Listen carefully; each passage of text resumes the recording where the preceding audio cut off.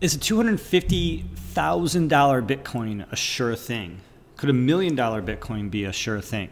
Or the people that say Bitcoin is never going to rise back to $20,000, the people who say Bitcoin is going to crash below $3,000, the people who think Bitcoin is never going to become an important piece of everyday lives across billions of people, 7.5 billion people across the planet, maybe they're just in denial. Maybe they're not quite at the point of acceptance. And even when we look at these long S curves and these adoption curves, there's always that last 20% that take a long time to jump on board, a long time to learn how to use text messaging or internet or YouTube or maybe in their case, blockchain. There's a lot to talk about. Let's discuss.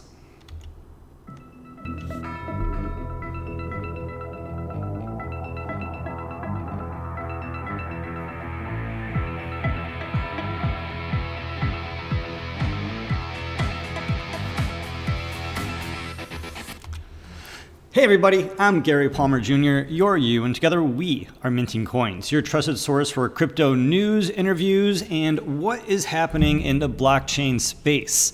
Happy to be here bringing you this information, just finding my way in the world, trying to figure out how can I participate and be part of this new technology, part of this adoption, part of this excitement, because inside there's just so much going on. There is just so much energy and so much potential and realization about this technology, this blockchain technology, specifically Bitcoin, and how Bitcoin has gone from nothing to something. It's created this value. It has proven this value with work and with stake and with people holding and hodling and building and biddling this technology to the forefront of our lives. I think it's pretty clear that everyone has heard about Bitcoin. Just about every single person across this planet has heard about Bitcoin or knows somebody who has heard about Bitcoin. And as we were talking about the other day, the number of people who are searching Bitcoin has just taken a spike up, in terms of them learning again about it, researching again about it, verifying their information about it, at least, tiptoeing into it. Now, some people are saying that might be a lagging indicator. Maybe it's a lagging indicator for some people, but there's a catalyst, and people are starting to look into Bitcoin again, and the little blips and bleeps that we see in Google Trends and that we see in the exchanges, that we see in the marketplaces or the trends in Twitter are going to be shadowed and dwarfed by what is to come in terms of the hoopla and the talk and the gossip around, let it be the water coolers or 3 in the morning as people are going to be up checking their blockfolios, wondering what's going to be happening. We're at the very, very beginnings of what may be the bull market, what we think is the bull market, what we are seeing as the bull market. With that being said, it's definitely possible that Bitcoin could fall. Bitcoin could, go under $3,000, and Bitcoin could shoot to over $12,000 in one day. In less than one day, you could see a parabolic rise in the price of Bitcoin and in the marketplace and the volatility and actual search volume as more and more people are getting into the space. So, it can go up, it can go down, it could stay the same. But the facts remain is that Bitcoin is very difficult to create. It takes a huge amount of energy, a huge amount of capital to have these machines, to house these machines, to run these machines. There's all sorts of risk that people are taking. And so with these Bitcoins, people are earning through their proof of work or with the services or the products that they're offering through the world. They're accepting these Bitcoins, they're transacting with these Bitcoins, and, the total number of Bitcoin is limited. And I guess if we move over and take a peek at the chart, You know, the total number of circulating Bitcoin right now is still about 17.5 million Bitcoin. Out of that 21 total million Bitcoin, it's actually far less because there's only 12.5 Bitcoin being created, and that's going to get cut in half, you know, in about a year's time to 6.25. But right now there's only 17.6 million Bitcoin. And for anyone to have one Bitcoin, if people really started to want to have one Bitcoin or a half a Bitcoin or 1,000 Bitcoin, depending on your level of wealth and what 1% of your total worth portfolio would be in terms of the total number of Bitcoin, you know, not everyone can have one. Not everyone can have even a quarter of a Bitcoin. And some people have thousands and thousands of Bitcoin. So, you know, it's ridiculous to even talk about dividing the total number of Bitcoin divided by, you know, the total number of people, simply because, you know, there are people that have 100 Bitcoin. They will, you know, not spend that Bitcoin, is that the price is going to go up dramatically. It's going to put them in a great position, is going to create a huge amount of opportunity for them. And if, you know, you were to have just 0.1 Bitcoin or a fraction of a Bitcoin, as we always like to look at this chart over here, you know, if you have that 0.1 Bitcoin, then, you know, you'll at least be in, you know, the top 99% of the world of the people that have Bitcoin, because as the price goes up, as the utility goes up, what we're going to see is more demand for this token across not just individual participants, but institutional investors, payment processors, payment networks, decentralized payment networks who are going to be using Bitcoin and Lightning Network for all sorts of reasons that we may or may not be able to predict at this point. And this utility of Bitcoin as a store of value, of Bitcoin as a gold, of Bitcoin as a way of securing your wealth in a world where the only thing anybody knows is fiat money, is central bank currency. You know, the central banks are printing money, and that's just diluting the value of all the rest of the fiat. And when that money is simply being hoarded or spent on other assets like real estate or stocks and bonds, and all that fiat that's being printed isn't actually going to the government, it's not going to government programs, it's not going to the society, the people, the investment in the infrastructure of the lands and the bridges, the education that, you know, really supports the future generations. All that fiat money isn't going into investing into, you know, our grandchildren and our great-grandchildren. That fiat money is going, it's being distributed to people who already have money, to take that money and to invest that money into real assets that will have appreciated in the future. The fiat money is going down in value. The real assets like property, real estate, commercial real estate, stocks, you know, and things of that nature, those are going up in value. And so you're, you know, if you're like an average American or an average person, you're just making money, taking that money and immediately spending it on food and, you know, rent and things that you need to survive. But if there's that little bit that you have and you're saving it in a bank, if there's a little bit that you have and you're holding it in cash, every year that there's 2% inflation, your $100 is worth 2% less. And so it still looks like a $100 bill, but it's actually worth in spending power just $98. And everything is changing. We're seeing this with Bitcoin. We're seeing this with other blockchain technologies, which are, you know, most of the time, many of the cases that we see in this top 10 list, infinitely better than holding fiat alone, right? Especially with the possibility of rising interest rates or negative interest rates on your bank account, or all sorts of, you know, situations that can go wrong as humans are affecting the monetary policy.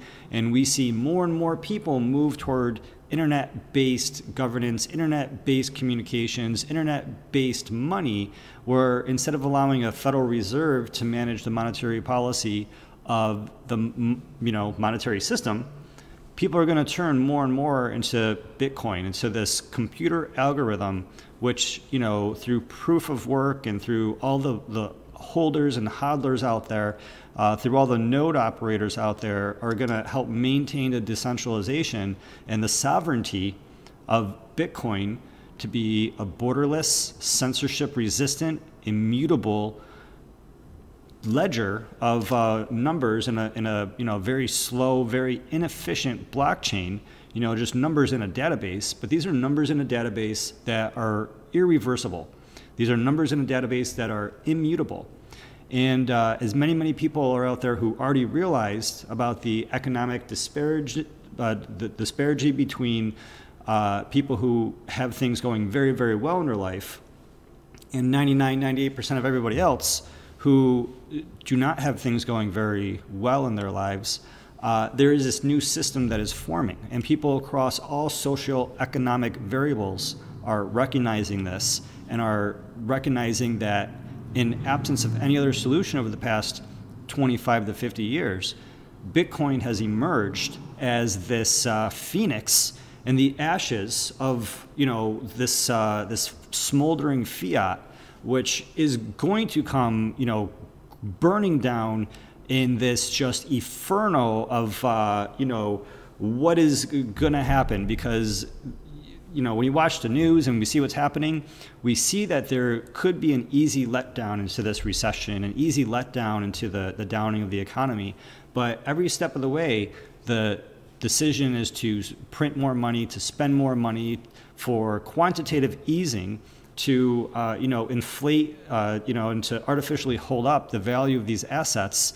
And at some point, something has to happen, and nobody is going to want it to be them. No one is going to want the shoe, when they all know the shoe is going to drop, but none of them want the shoe to come down on them. And so, they probably want the shoe to come down on the United States government, or they want the shoe to come down on the rest of the world, or they want the shoe to come down on the citizens of the United States government, or they want the shoe to come down on the shoe is going to come down, and it's going to crush somebody. The people who are going to have the most resilience, the people who are going to have the most strength, the people that are going to have the most power are those that have the most freedom with their technology, with their digital security, with their digital privacy, and what is now possible with their digital wealth and their digital money. And Bitcoin makes that possible. A lot of these other blockchains are definitely helping and paving the way in terms of educating and building onto the ecosystems. And it's good to have more of us together and more of us working on this new technology, as opposed to the traditional systems which have long since failed us. And so what we're seeing, as we were mentioning with the Google Trends before, is that these are the top 5 countries where the searches for Bitcoin, where the people who are seeking to, fortify their shields, fortify their strength, to protect their wealth, to protect their future for themselves and the future generations. Those countries are Nigeria in Africa, inside the Netherlands, where they live in between Europe and Russia, and they are in constant sort of fear of wondering what's going to happen between the two. South Africa, Australia, and Switzerland. Switzerland, where they already have a long history of storing wealth and maintaining wealth long term. I'm sure they don't want to get be left being the ones holding the bag or allowing the shoe to fall on them if they have an uneasy amount of US dollars versus 0 Bitcoin, right? And so when there's only 17.6 million Bitcoin right now, what percentage of that Bitcoin is going to go to citizens, corporations, and governments inside of Nigeria, the Netherlands, South Africa, Australia? Excuse me, this is Austria. I said Australia twice. Austria and Switzerland. And so just because the searches tripled there doesn't mean it didn't, increase wherever you live. But, chances are where you live, everything seems fine. Everything seems, like the problems are somewhere else. The problems aren't where you live. They're not in your city, or they're not in your neighborhood, or they're not affecting your house in your world. But at some point, more and more people are going to recognize, cell phones are important. Computers are important. The internet is important. There was at some point when, average people thought maybe they should have a television in their house, or maybe they should have a computer in their house. At some point, I lived through it. business owners recognized after fighting it and refusing to have PayPal, they recognized maybe I should have PayPal. Maybe there's enough people that have PayPal where I'm actually losing money for my business if my website is not accepting funds through PayPal. And that same thing is going to happen through this tipping point, through this adoption wave, through this technological revolution of people recognizing that this changes everything.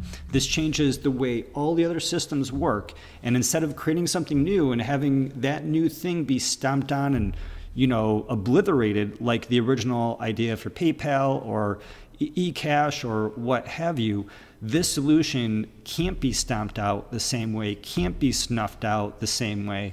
And every time someone has tried, that has simply made Bitcoin stronger, more resilient, and you know, better evolved to adapt to what is coming with the massive amount of change that we're going to experience. And so this is interesting. We have Tim Draper in the news, and he went on talking about Jamie Dimon and slams him and his view of Bitcoin as being paranoid. Tim Draper also doubled down on his $250,000 Bitcoin price prediction. And so Tim Draper was on the Wendy-O show, and Tim Draper was quoted as saying that, you know, in terms of Jamie Dimon, that this guy, first he says that Bitcoin is a scam, then he gets all paranoid, and then he lines up all the banks against it. Then he says that his credit cards aren't going to be used or can't be used to buy Bitcoin. And then he decides that he's going to use his own coin for the JPMorgan coin. And Tim Draper goes on to say that this was so ridiculous. That's typical. It's like 7 stages. They go through denial, they go through acceptance. So right now he's in acceptance. Maybe he's in acceptance. I don't know if Jamie Dimon is in acceptance, but I suppose now that he has a JPM coin, he at least recognizes that there's something to this Bitcoin technology. But what I recognize, what Tim Draper recognizes, what a lot of you out there may recognize, that JPM coin is tied to a bank and that people would rather not use a bank. Why would you use a bank when they're, you know, not only have they caused all of these problems up to this point, or at least not helped with any solutions to those problems, because to the second point, there are all of these additional fees, all of these additional problems that are coming from using the banks and trusting the banks, and, you know, the integrity that a lot of these banks have had in terms of how they've treated our personal information, how they've treated our data, and how they treated us as customers with all of these fees.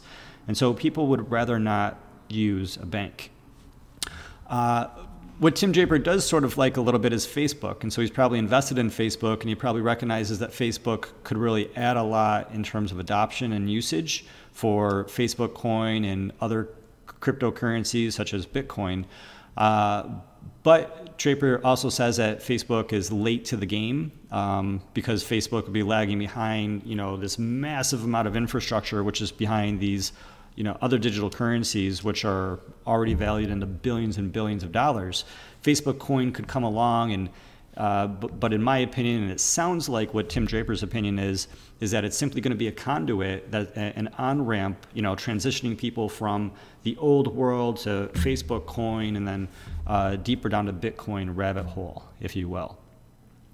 Lastly, Tim Draper stood behind and doubled down on his $250,000 Bitcoin price by 2020, and recognizing that, you know, for it to do that, it would have to go through a 4,900% gain, you know, to go from where it is now around 5,000 to where, you know, he's predicting at 2022 at $250,000. And he's quoted here going on to saying that his reasoning is that all these engineers to create all the things that they're doing to make it really easy for us to spend it and to use it and to move it and to build onto it and to build our contracts and all of that. Once that's all done, that's a 5% market share of all the world's currencies per Tim Draper.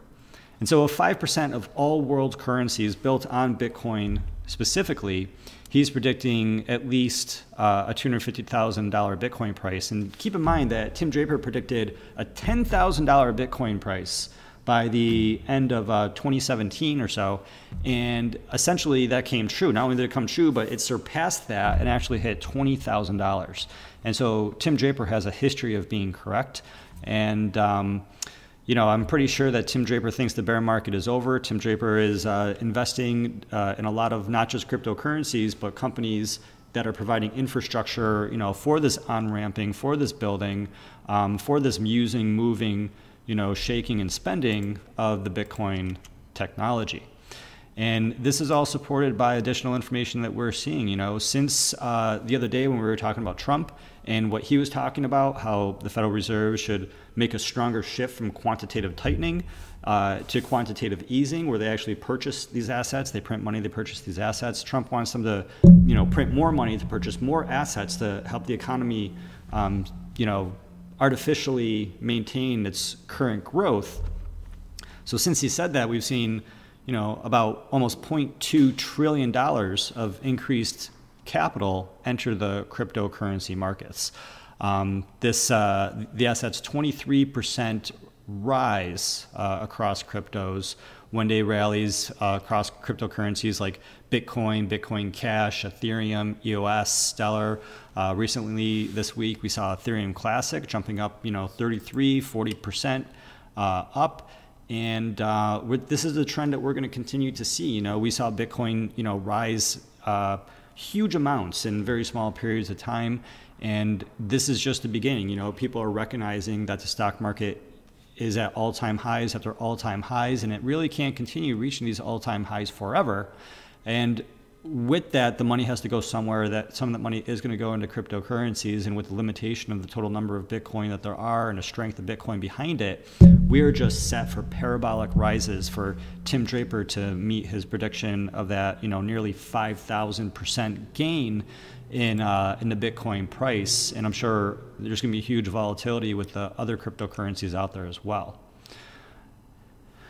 Just a matter of time, guys, I'm telling you, you know, and Bitcoin becomes a world payment system. Bitcoin starts competing with Visa.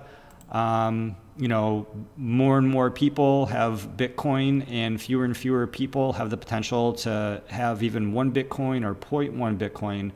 I hope that you're paying attention. I hope that you're getting this information sooner than later. I know that our channel is really, you know, there's a lot of depression in terms of the visibility from the platforms that, you know, and where you're watching this. You know, the platform really pushes us down, really takes us out of a lot of visibility. You can see that through the huge growth that we experienced, and then the, the waning growth after that, the waning in the views. And this isn't happening just to us. This is happening across all independent media, independent news outlets that are getting you information that's pretty contrary to what you're seeing and, you know, the general, you know, news outlets out there. And with that, we really appreciate your support. We really appreciate you sticking around. We're over here on patreon.com. If you're even this far through the video, thank you. I love you. You know, subscribe if you haven't subscribed already. And, you know, check us out in Rochester, New York. If you want to come visit our studio out here, you can see what we're doing and what we're up to, teaching people about Bitcoin. We have meetups, you know, at least once a week, sometimes twice a week. A lot of different things going on in our neighborhood. So if you want to, you know, check us out, you know, comment, let us know what you think in the comments box below. Because these are just very exciting times. These are just the beginning times. And I'm glad that together we are minting coins.